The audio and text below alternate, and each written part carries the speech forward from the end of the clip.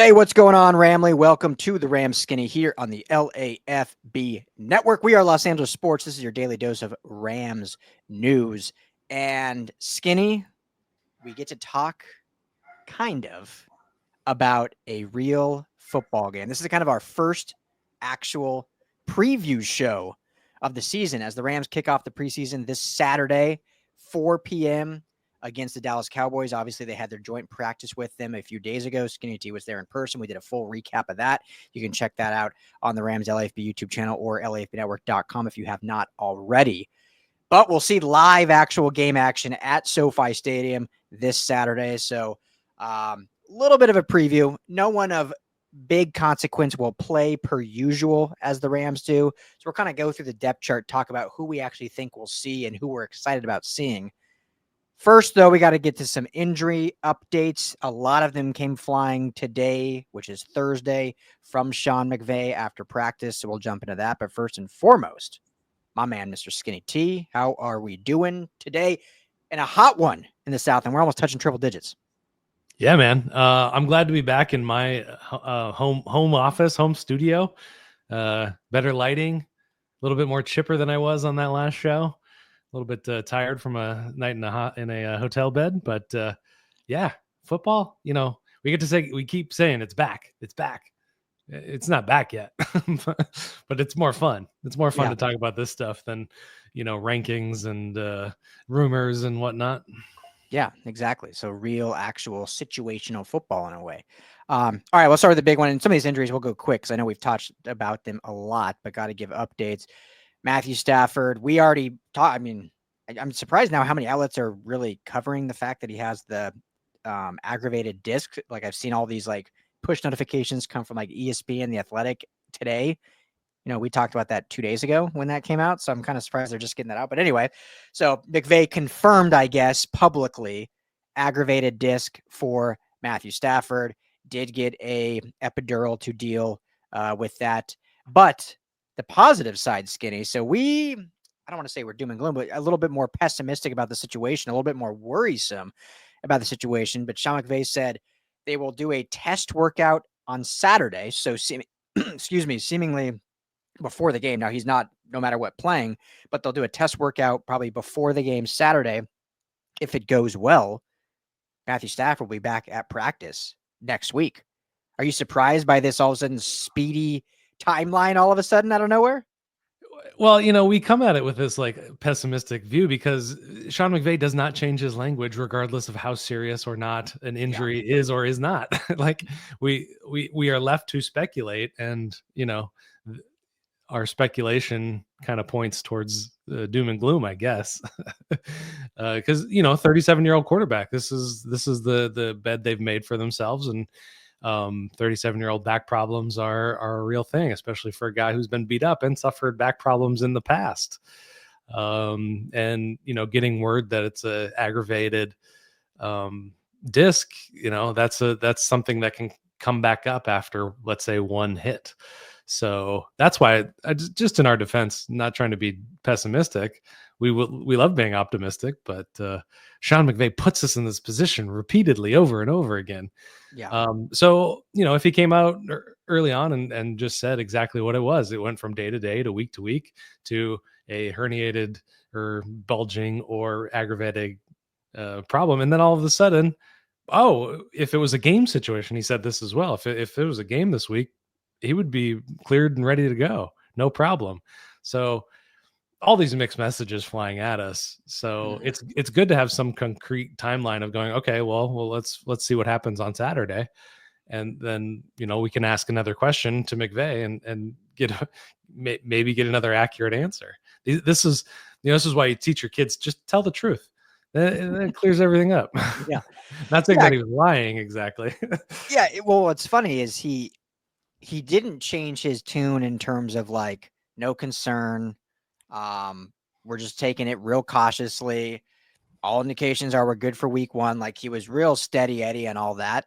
I think it was just the going from day to day to week and going from back soreness to like seeing a spinal specialist. That's where the kind of, if he would have came out day one and said, hey, Stafford's got a bulging disc. We're not worried about it. We've consulted it. It's all good. We're just, because of the situation, because of him being a vet, we're in no rush to get him back. We feel good about where he is. So we're just going to take our time because there's really no risk, and he's going to be ready to go. Like, if that would have been the initial messaging, I think still we would have been a little bit like, because of the history of McVay and the Rams, like, but it would have been a lot more clear than this, the change of day to day to week to back soreness to bulging disc. Like, that changes things a little bit. And if you go look at his language about, let's say, Nate Landman, it's very similar. We're keeping him out. We're not worried about it. Abundance of caution. It's just a calf. He's working through a little something. It's not helpful. It's not helpful language. Yeah. And, to be fair, most football coaches are like that like, they don't give you anything they have to. I mean, college coaches are even worse. They're just like, because college, you really don't have to divulge injuries. So they'll just be like, yeah, this guy was limited today. Like, that's all they'll give you. Whereas we joked kind of last episode, like in baseball, like Dave Roberts is like, oh yeah, Freddie Freeman literally fell in his shower today. He's going on 10-day IL. He like sprained his ankle, like straight, like every like actual symptom and how he got it and how it happened, which apparently you were on your run when that happened. Yeah. So it's just funny, the differences. And, if Stafford was a tough man, he would throw the ball naturally. He wouldn't need an epidural, right? Of course, yeah. Just go pain medication free, definitely. That was just a dumb dad joke there. So we know Stafford's tough as nails. So anyway, great news. I mean, I think this was a good thing. Could potentially be back, and that just solidifies McVay's non-concern, and now we can hopefully see it in real time and him be at practice next week, getting acclimated. Go ahead. And Andrew Whitworth was talking to Rich Eisen. Whitworth was out there at Cowboys joint practice. Was hanging out with Micah Parsons a lot, but he did end up talking with Matthew Stafford a bit about it, and he was saying that Stafford's pretty frustrated at having to be sidelined. So maybe they had a meeting and said, if I'm healthy and ready to go, get me out there. Put me in, coach. Basically, yeah. I need these reps. Need these reps. Doing me no good just sitting here. So anyway, good news there. Other injury updates, and correct me whenever I'm forgetting one, because there was a lot today. And again, I don't think there's a lot of concern, but Jared Verse left practice with trainers after banging his knee, I think, with Braden Fiske was the language used. He was helped off. He was helped off the field by trainers. So that's the language. Yeah. Helped off the field. Are you concerned about that at all? Or I guess you can share, he went to social media and cleared the air, I guess, right? I guess he cleared the air. He said, I'm good, basically. Didn't really go into any detail of what happened. So I'll, I'm going to put this one in the wait until further notice. But, with the other injury news that was coming out today, Rashawn Slater out for the year for the Chargers, it just goes to show you that things can change pretty rapidly in this league. Yeah. The news didn't come out that he's out for the year, so that's good news, but something to keep an eye on, something that we'll definitely be intrigued by. I mean, it's a pretty nightmare scenario if he goes out. Yeah, I would say so. So definitely one to keep an eye on.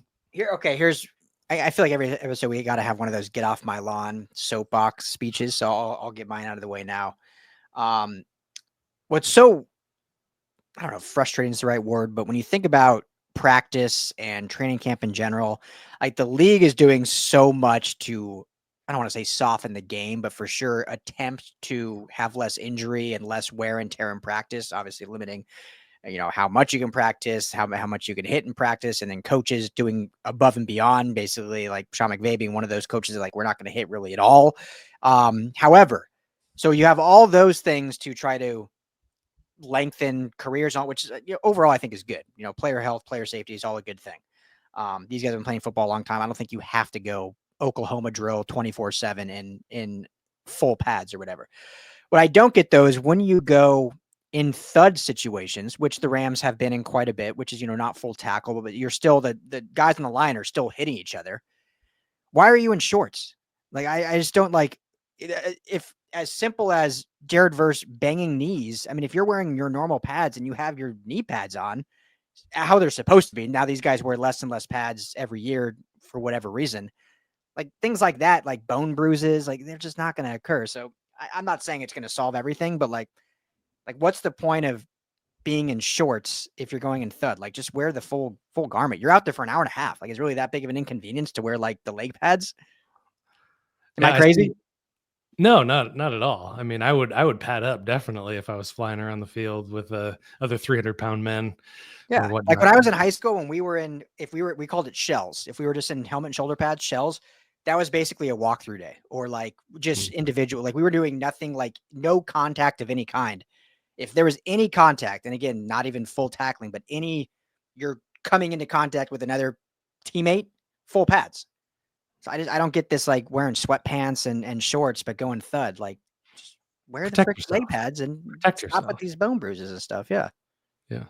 Tons of Anyway, guys with the cutoff pants now. Not even going down to the knee, just mid yeah, thigh cutoffs. yeah. And then you get these like soft injuries. Hmm. I think that's what the pads are for, right? Seems like it. Yeah, or Makes sense. just buck up and play. I guess I don't know. So I went to, while you were on your rant, I went to look to find that actual tweet. I think it might have been deleted. really, I think from Verse. yeah, I went to his page specifically and did not see it on a cursory glance. Was it do you remember, was it Twitter or was it Instagram? Oh, that's a great question. Let me But check the it was old retweeted. I'm barely on Instagram. If anybody wants to follow me, Ryan Anderson LAFB, I believe. yeah, I haven't been on my personal one, but LAFB Network you should for sure follow. We're actually growing pretty big on Instagram on LAFB Network, so make sure to follow LAFB Network. But all these athletes seem, most of them are much more active on Instagram. So let's see. Yeah, they're kids, you know. Yeah, he has no story or no post on Instagram. So if it was somewhere, it looks like it was deleted potentially. Interesting. Whatever that means. Whatever Yeah. that means. So, are you concerned at all, or you think? I mean, he wasn't going to play Saturday anyway. You know, he'll probably sit now 4 or 5 practices and relax. There's a kernel of concern. You know, knee injuries are real. I mean, a banging one against another guy is probably not a tear of any kind. Yeah, That usually comes when it's bent in the wrong way or taken down in a strange way. So in that way, I'm not terribly concerned, but it's definitely like, you know, this is a team that's very, very healthy. And, you know, anytime something like this happens, it's going in the corner of my mind. I'm not going to freak out though. I'm not in full freak out. yeah, cool. I'm the same way. So we'll keep you guys posted on that. That's the latest on Verse. And then the last one I can remember, I feel like there was more, but you can throw those in there after that on just your spiel, Ryan. But Kevin Dotson, starting right guard, suffered a chest contusion during Tuesday's joint practice, kept him out of practice today. But McVay said the expectation is he'll be able to return to practice soon. Our guy, Justin Dedich, filled in as he did at joint practice at that starting right guard spot. Yeah, and were there any? I think there is something on Puka Ford also? Puka Ford and Kobe Turner both held out of practice. Kobe Turner's probably the most concerning one. Week to week is what his official designation is. And then Puka Ford, what was his injury? Got an article going up on it. Yeah, I'm trying to remember too. While you're looking, so I mean, we're looking at just on defense while you're looking for that. As of now, banged up, Puka Ford, Kobe Turner, Jared Verse, Emmanuel Forbes, and Cam Curl. Landman maybe in there. And Lamb. So you're looking at 6 starters. Yeah. It's early. Yeah, we got a month before week 1. That's going to be the focus on it. I'm not terribly worried about any of them, especially the Puka Ford. It was a groin soreness is what McVay called it. So, but again, the language, he uses the same language. And the designation week to week is really the only thing that you can kind of hang your hat on and go, okay, like that one, they're really, really being cautious with. Yeah. And, you know, like you like to say, these guys get breathed on the wrong way. McVay is going to hold them out. Yeah. And, you know, abundance of caution is a good way to approach these things.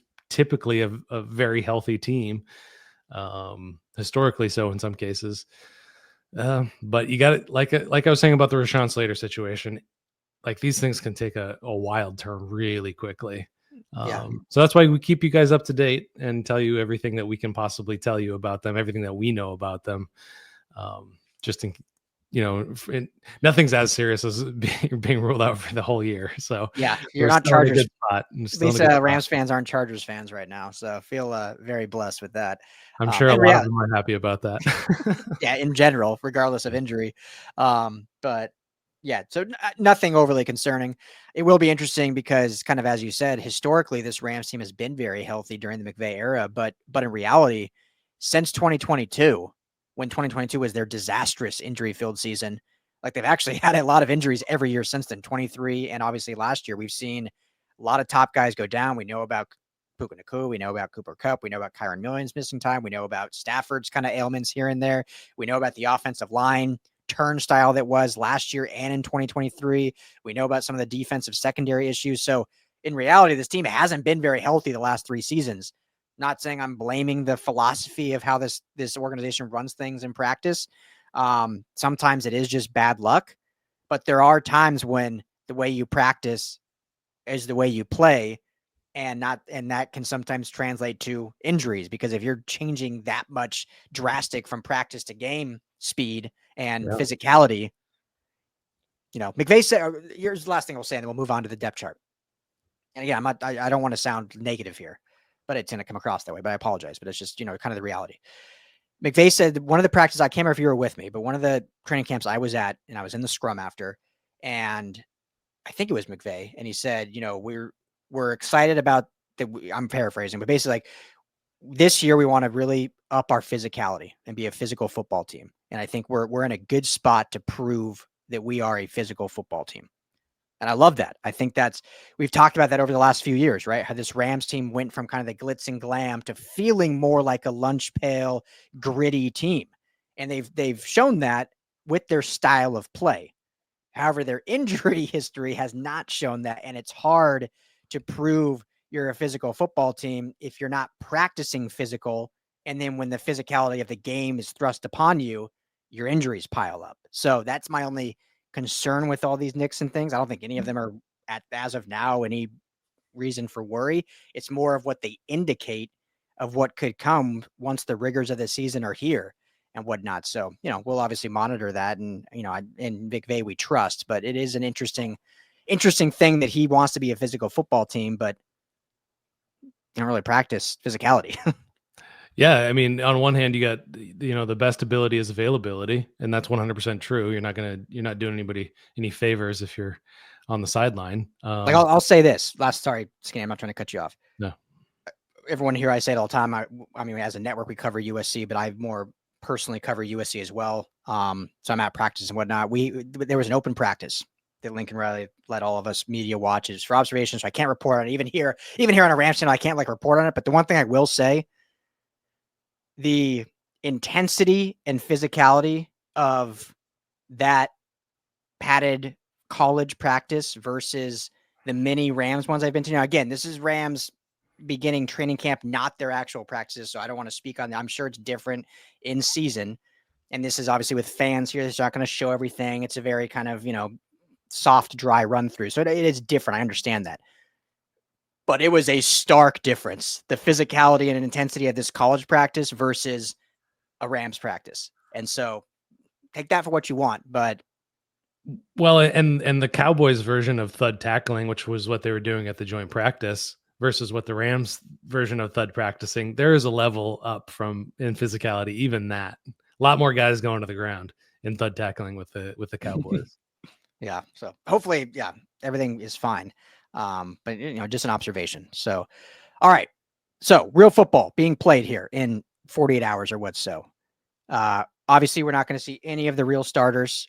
We're probably not going to see a lot of the backups. I mean, I don't think DJ Humphries is going to play. Obviously he is the slated starter right now over Alaric Jackson while he still battles blood clots.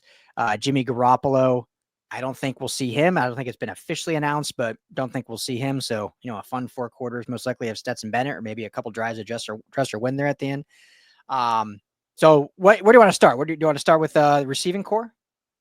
Let me pull up our depth chart. I want to start with quarterback. Okay, let's do it. Now we've seen the Stetson Bennett show. I think last year he played all snaps of that. I don't remember seeing Dresser win at all. Can we get the Dresser win experience? We've seen Stetson Bennett. We kind of know. I mean, I think he's taken a bit of a step forward this year. But can we get can we get Dresser win out there for a couple? Come on. You want to split it by halves? Steady in the first and Dresser in the second? I think so. So. Maybe we'll see that. I mean, I wouldn't mind seeing a little what Dresser win. Let him spin it, see what he can do. Yeah, that little soapbox. That's all. I like it. So, well, all right. For all you watching over on our Rams LAFB YouTube, this is our Rams depth chart. We update it weekly. Bookmark it. Check it out. It's there for all of you guys. Okay, so yeah, maybe a split steady B Dresser win. We'll see. Running backs. This is where we get interesting. Obviously, we will not see Kyren. Do you think we see Corum, or is this going to be the Jarquez Hunter show? I don't think we see any Corum. Maybe a couple of drives. That's where I would land with that. But I think it's going to be Jarquez Hunter, Ronnie Rivers, heavy day.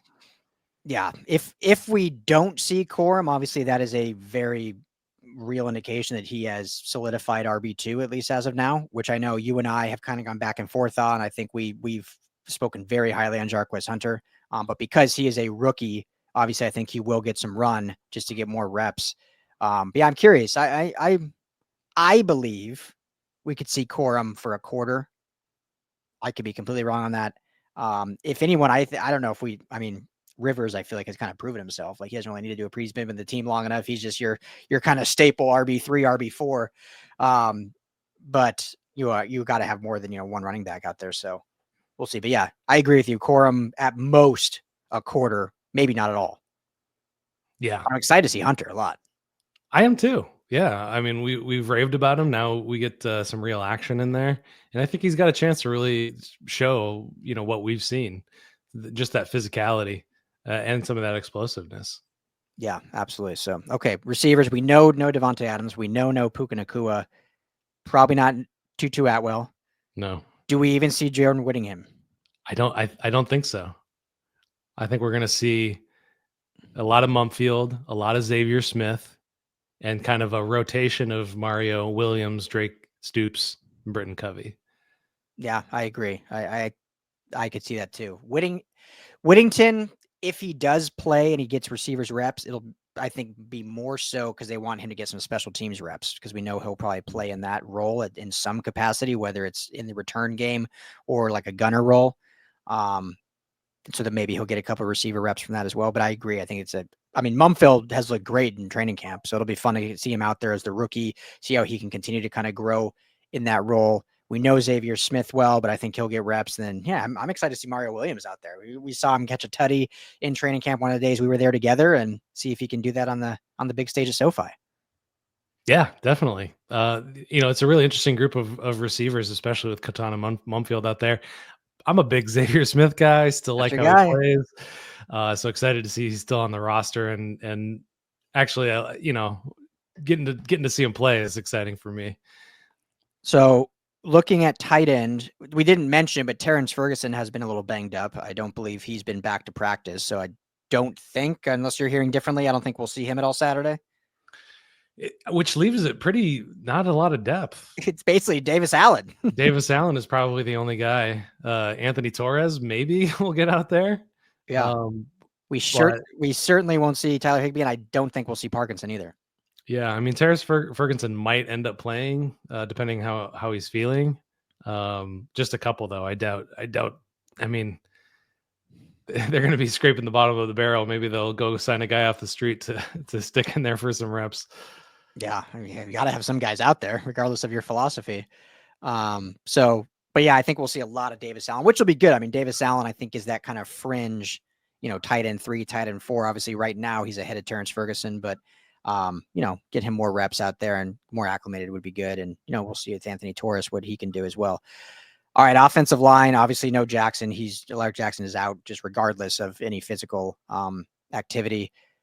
None of the starters. No Avila, no Shelton, no Dotson, no Havenstein, no DJ Humphries. I'm guessing that's not official, but I don't think so. Likely, it'll be Bo Limmer, Justin Dedich, Dylan McMahon, Warren McClendon, and you think it'll be David Quessenberry? Do you think he's enough of a vet that they'll try, AJ Akuri or Trey Wettig or something at the left tackle spot? They may be putting Warren McClendon in bubble wrap for this game. They might be. You might be right, actually. Just out of worrying about, Havenstein's health, what's going to happen with DJ Humphries. Do they just protect all of those guys? This could be a pretty motley crew. Bull Limmer obviously played a good amount of football. Justin Dedich got in there last year as well. So those may be your two anchors there with, the rest of these guys playing around. I think Quessenberry could be, might be the old vet they roll out there to play left tackle. See, that'll be interesting because obviously he's proven himself. I mean, whatever, a 2 or a double-digit year vet. So I'm curious if they'll have him or they'll literally roll like AJ Akuri and Trey Wettig like all game. I think that's on the table. Yeah, I think it's definitely on the table. I didn't even really think about that, but yeah, Warren McClendon, just because of the way things are shaping with injuries, they might just be like, let's just keep you safe. He played a bunch with the Cowboys, so maybe that's where they were looking, for whatever they needed to know about McClendon there. Okay, so call it here. Who was your starting 5? I'll let you call it. AJ Akuri, McMahon, Limmer, Dedich, Quessenberry. Okay. So you do think Quessenberry, yeah. Okay, we'll see. All right, defense, obviously Ford, Turner, and Verse and Spates, not Spates, and Landman and Curl are hurt but wouldn't be playing anyway because they're starters. I think here's where you'll see this row of like second stringers. We'll actually see all of them. I think. I don't think it's like offense where, hey, even like 2 deep are sitting, in my opinion. But defensively, like I think we'll see Laurel Murchison. I think we'll see Ty Hamilton. I think we'll see Tyler Davis, Brennan Jackson. I think we'll see Troy Reeder. Even though he's a vet, they just, probably need, they have enough bodies maybe at linebacker where they don't need to play Reeder. But I guess, I'm getting ahead of myself. How are you feeling about the defensive line? Yeah, the interior, excited to see Ty Hamilton and Tyler Davis. Tyler Davis may have played himself out of the preseason contention. There's a lot of praise for him. So that would be the one I would keep an eye on. Desjuan Johnson as well.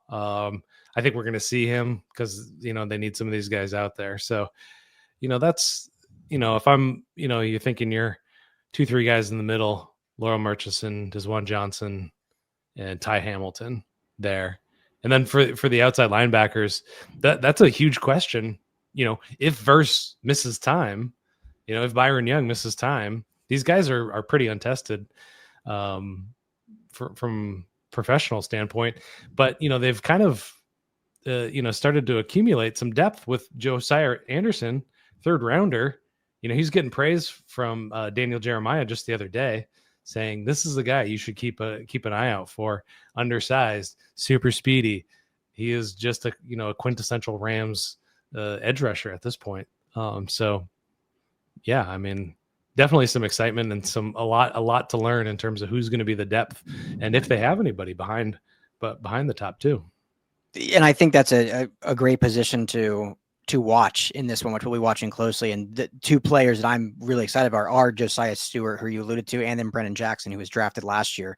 So kind of seeing how those 2 guys, if they can be, that edge 3 and 4 behind Young and Verse and can give them some credible reps. Because obviously you lose a guy like Michael Hoyt and others, you got to have someone else. Byron Young and Jared Verse aren't going to be on the field 100% of the snaps. They'll be obviously the bulk, but you got to have a little bit of a rotation.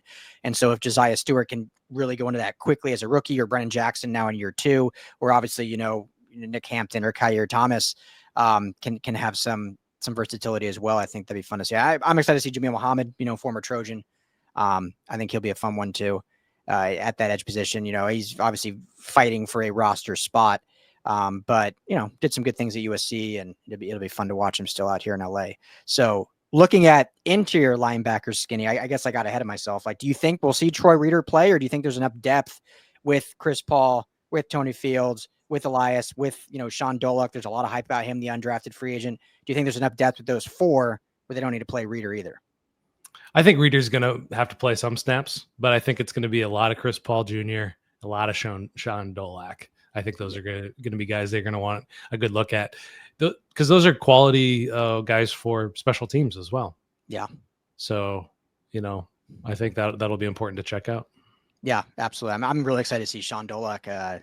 Again, a lot of hype coming out of college and getting him as an undrafted free agent. He's looked good in camp.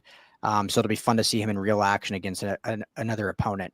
So yeah, that's one to watch. 56, Sean Dolak, and obviously Chris Paul, highly touted too at Ole Miss. So secondary, we're looking at kind of these range of guys, right? Little Cam Lampkin, little Malik Dixon Williams, little Nate Val Carousel.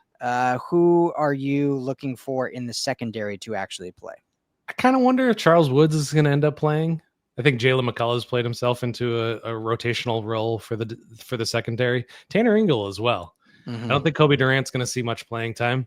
Oddly, they have Akella Witherspoon or Kobe Durant listed on the Rams, what they're calling the unofficial depth chart. Yep. So that was an interesting note. So yeah, I think Tanner Ingle, Charles Woods, a lot of playing time there. A lot of Cam Lampkin, who I liked at training camp. Real mouthy kind of guy. Those obviously they stand out for obvious reasons. Mm-hmm. But you need that in the secondary for sure. Yeah. Curious about AJ Green too. He's kind of one of those bubble guys that, made some plays during training camp, played solidly, I thought. But yeah. Not much depth. Sean Jolly is kind of hanging around, sticking around in a way that's intriguing as well. So I'd keep an eye out for number 24. He's the one I was going to bring up because I think he's made some nice plays in camp and obviously got some reps last year too. So I think you said it perfectly there. Kind of a guy that just keeps hanging around. Like he's a guy that, seems like he's down the depth chart, risk of losing a roster spot, but just kind of keeps hanging around, makes plays here and there. So he, I think, should get an opportunity for sure to get some run and really hopefully shine. And then the last one, we're basically just naming every player, but Darren Kendrick, I think is going to be interesting because obviously injury last year, missed the whole year, ends up getting released by the team, ends up re-signing with the team just a couple days later, but is listed, fairly far back in the cornerback room on their unofficial depth chart. So, you'd think he'll play, barring whatever, injury or however far along he is on everything. So regardless of this game, go ahead. He was a starter not that long ago. I know. Yeah, exactly. He was a starter not that long ago. So regardless if he plays much in this game, I do expect him to do something in this preseason just to solidify him being back. Yeah. He's competing for another contract. Kobe Durant also looking for another contract. So they're either playing for the Rams or they're playing for somebody else in this preseason game. But Kobe Durant probably won't play, but he is on the last year of his contract. Yeah, exactly. So, all right. Well, hey, with these litany of players, it doesn't matter. It's preseason, but are the Rams winning? Rams coming out on top? No, I don't think they're going to win this game. Okay. I have no real good analysis on that. But they just don't, they're not going to try. They're not going to push to win. They might push if it's within a field goal or something like that, but it's vanilla offense, vanilla defense. They're really tight. All teams are tight-lipped in the preseason about what they show their opponents and put on television and put on tape. So it's all going to be vanilla, but the Rams in particular, super strict on what they're going to show. So no fireworks. Yeah. Just come out healthy. We went over the whole roster. We'll end with this. Just give me the one player you're actually really excited to see kind of what they do out of all the guys we listed. Yeah, Jarquez Hunter for sure. And then on the defensive side, Chris Paul. Not with the first team really at all, I don't remember seeing. And then, it's really hard to see with just the thud tackling exactly what a linebacker can do. Sideline to sideline in the gaps and whatnot in coverage. It's a little easier.